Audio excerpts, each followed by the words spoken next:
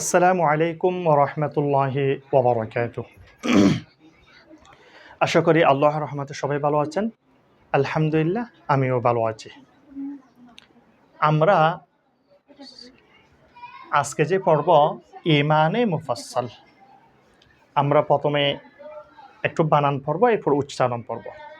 এরপর আমরা ঈমান মুফাসসালের অর্থটা একটু জেনে নিব। এটা খুব গুরুত্বপূর্ণ একটা অর্থ। আমরা অধিকাংশ মানুষ জানি, আবার অধিকাংশ মানুষ জানে না। ঈমান মুফাসসাল জানলেও কিন্তু অর্থটা অনেকেই জানে না। তাহলে আমরা প্রথমে ঈমান মুফাসসালটা একটু বানানটা পড়ে নিই। বিসমিল্লাহির রহমানির রহিম। হামজা কাটা জবর আ, মিম নুন জবর মাও, আ মাও, তাফিশতু, আ মাওতু। এটা জের দেওয়া যায় নাই। বা লামজের বিল, বা লামজের বিল, লাম কাটা জবর লা, বিল্লা, হাজের হি, বিল্লাহি। ওয়াও জবর ওয়া, মিম জবর মা, ওয়ামা, লাম কাটা জবর লা, ওয়ামালা, হামজা জের ই, ওয়ামালাই, কাব জবর কা, ওয়ামালাইকা, তা জের তি, ওয়ামালাইকাতি, হা কাটা জের হি, ওয়ামালাইকাতিহি। ওয়াও জবর ওয়া, কাফ পেশ কু, ওয়াকু, তা পেশ তু, ওয়াকুতু, বা জের বি, ওয়াকুতুবি, হা কাটা জের হি, ওয়াকুতুবিহি। ওয়াও জবর ওয়া, র পেশ রু, ওয়ারু, সিন পেশ সু, ওয়ারুসু, লাম জেল্লি, ওয়ারুসুলি, হা কাটা জের হি, ওয়ারুসুলিহি। ওয়াও লাম জবর ওয়াল, ইয়া ওয়াও জবর ইয়াও, ওয়াল ইয়াও, মিম লাম জের মিল, ওয়াল ইয়াও মিল, হামজা কাটা জবর আ, খ জের খি, আখি, র জের রি, আখিরি, ওয়াল ইয়াউমিল আখিরি। ওয়াও লাম জবর ওয়াল, কব দাল জবর কদে, ওয়াল কদে, র জের রি, ওয়াল কদেরি।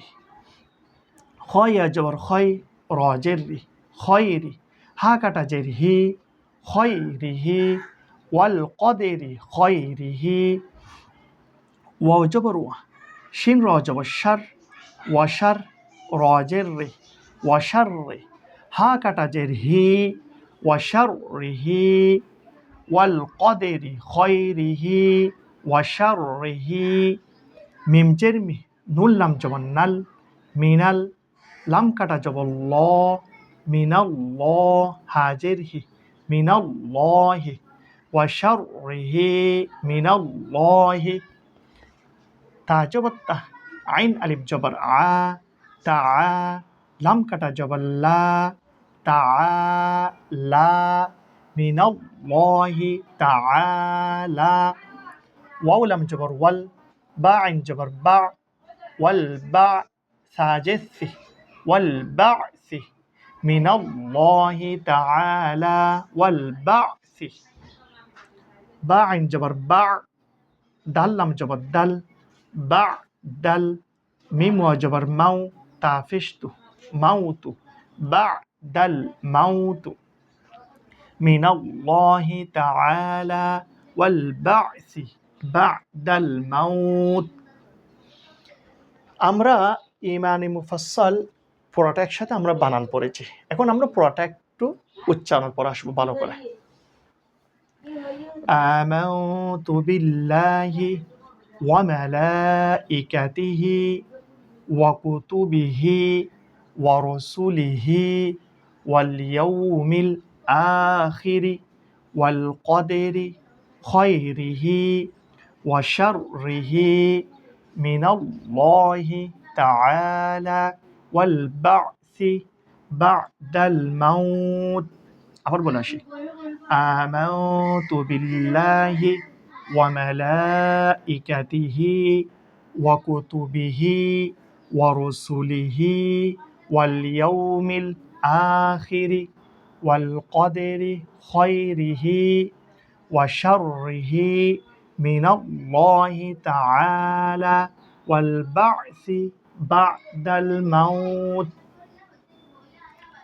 তাহলে আমরা ঈমানে মুফাসসাল পুরোটা একসাথে বানান এবং উচ্চারণ শেষ করেছি। এখন আমরা ঈমানে মুফাসসালের অর্থটা একটু জেনে নিব। অর্থ ১ নম্বর, আল্লাহর প্রতি ঈমান।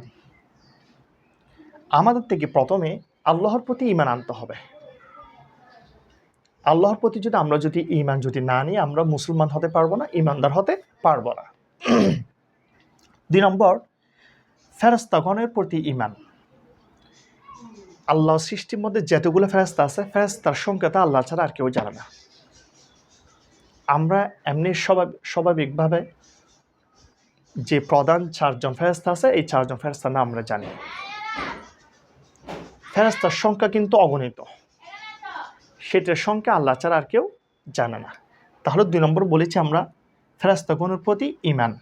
আমাদের থেকে ফেরেশতাগণের প্রতি ঈমান আনতে হবে। প্রথমে আল্লাহর প্রতি ঈমান আনতে হবে, দ্বিতীয় নম্বর ফেরেশতাগণের প্রতি কি করতে হবে? ঈমান আনতে হবে। 3 নম্বর, আসমানি কিতাবসমূহের প্রতি ঈমান। আসমানি কিতাব যেগুলো আছে, 114টি আসমানি কিতাব টোটাল। এখানের মধ্যে 4টি বড় এবং 100টি ছোট। ছোটগুলোকে সহিফা বলে।